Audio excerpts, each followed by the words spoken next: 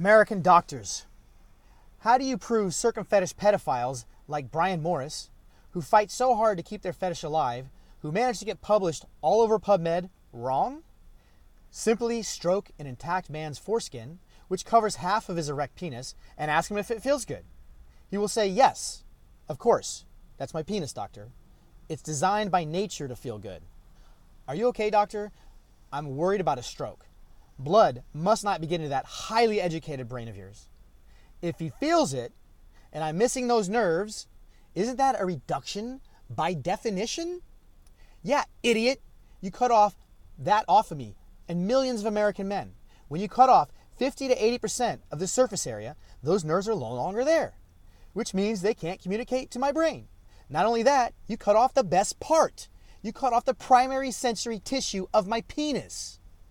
There you have it. Brian Morris and his pedo friends easily debunked with a subtraction problem, and one happy and lucky man who didn't make the mistake of being born a man in the USA. This study is easy to reproduce. You have 80% of the world's population to validate that skin surface area, which is exactly what foreskin is, actually feels good. Imagine that. Skin on your sexual organ creating sexual pleasure. Shocking, I know.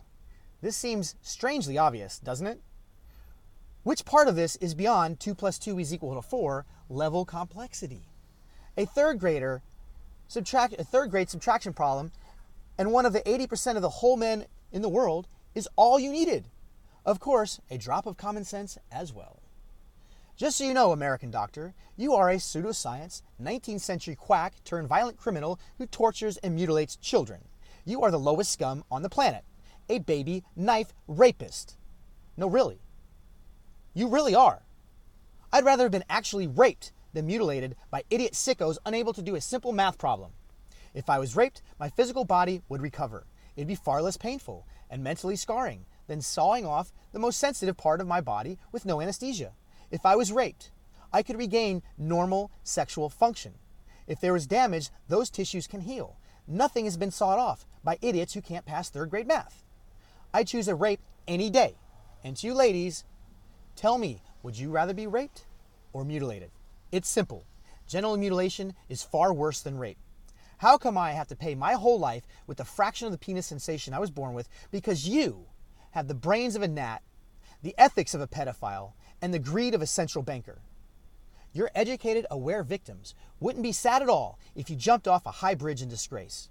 Do Japanese-style suicide if you had any balls or ethics at all. We already know the answers to that. I'll buy the sword. No, really. We want you to jab your mutilation knife in your own jugular rather than through the genitals of a helpless, defenseless child. We will hate you forever. We have the physical scars to prove it, and the mental scars from being sexually tortured with your knife. We will never forgive such a barbaric, ignorant act. You are always to blame for your actions, doctors. You can't weasel out of this. The future will know about the histology reports from Dr. Taylor and Dr. Cold and the genius idea of using a microscope to look at the tissues. I guess they didn't forget about the microscope they got in their science set when they were 8 years old for Christmas. You know, legit scientists without a pedophile agenda.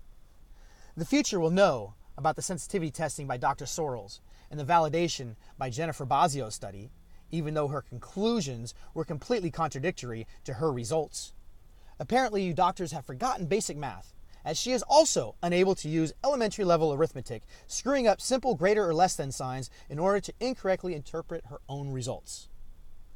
Read below the abstract, doctor. That's called basic literature reading and interpretation. Yes, these studies will be reproduced and validated. They will become common knowledge. You can't hide what's already there. Not only are they backed up by common sense, who would be so dumb as to say that cutting off half your tongue doesn't reduce the quality of your lunch? One of my personal goals is to start a nonprofit research center to do the actual science that you have failed to date to do. We want to educate the American people about your behind soundproof doors atrocities by working to repeat the studies of Taylor, Cold, Lockwood, and Sorrells and shut up the pedophiles clamoring over our children's genitals. It's time for these sickos to be completely disgraced like you will sooner or later. Hopefully sooner, if we have anything to say about it. Of course, if you had any sense, you would also reason that intact men rarely ever have foreskin problems. It is far more rare to ever need a circumcision, which, without dire, absolute medical necessity, is straight up mutilation. Funny how in Finland, the need to circumcise intact men is 1 in 16,977 of ever happening. Yet I find American women all over the place who swear on their child's grave that they did not mutilate their child because their child had a medical problem. Of course, most of these problems are likely caused by ignorant, uneducated doctors who do force retraction to clean the penis, interrupting the natural growth and development of the penis. Hey doctor, have you ever heard of the blando prepubital lamina? That's the tissue that adheres to the foreskin to the glands, just like your skin, your nail is attached to your finger. This would be the same as breaking a girl's hymen to clean behind it. We both know those boys, if they were born in Finland, would still be full and intact with all their sensation they were born with. Need for circumcision is incredibly rare. In the absence of gangrene or advanced cancer, you basically gouged out an eye because the child got a speck in it. Maybe the problem is not a failure of nature. Maybe the failure is you. Maybe we can send you back to 3rd grade math, give you some basic logic classes, and of course the Sociology 101 class. You can understand how you were brainwashed to the point of not being able to use 3rd grade arithmetic. Or better yet, put you and your whole establishment on trial for misleading and lying to the public in a Nuremberg-style trial to expose your profit-driven scam and your complete ignorance of the natural, whole human body you are entrusted to understand and protect. Following orders was never a valid excuse for the SS, and neither is your blatant, obvious lack of knowledge on the tissue you are operating on.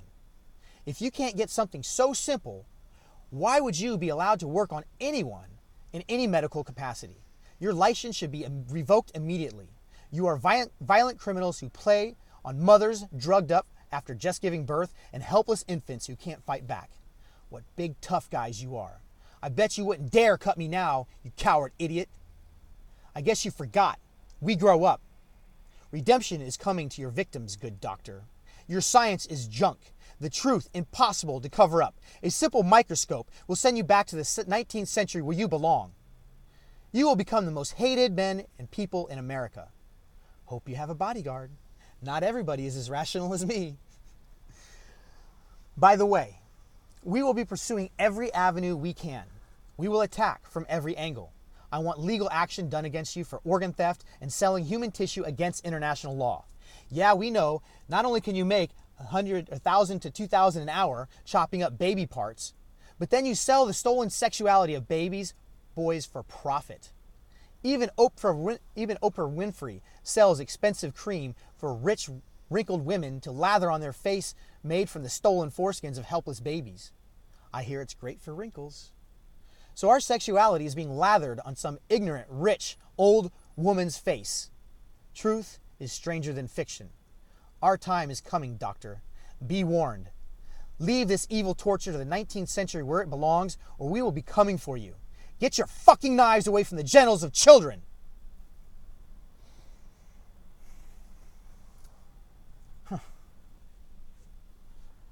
Well, to those of you who are listening to this because you want to end this shit, I love you guys. We will persevere. These doctors will be exposed. We will be validated. Our concerns justified. The future will be intact. The future babies will not be tortured and sexually mutilated. And it is our duty, our job, to make sure that this is eradicated from our society and never, ever done to little infants and children again. I love you guys. If you can, I would really appreciate it if you share this message.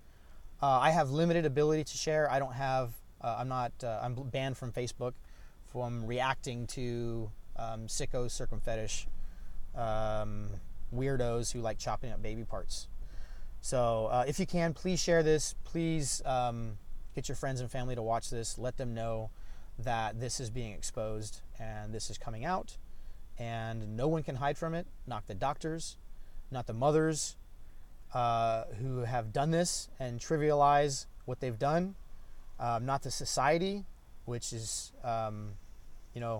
I meet intact people who are surprised at my voracious anger of the genital mutilation of my body and the reduction of my sensation of my penis by 75%.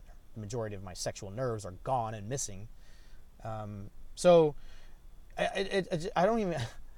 It's funny when an intact person is surprised that I'm angry about it. But anyways, so like, subscribe, share. I love you guys. Comment below. Let me know what you think.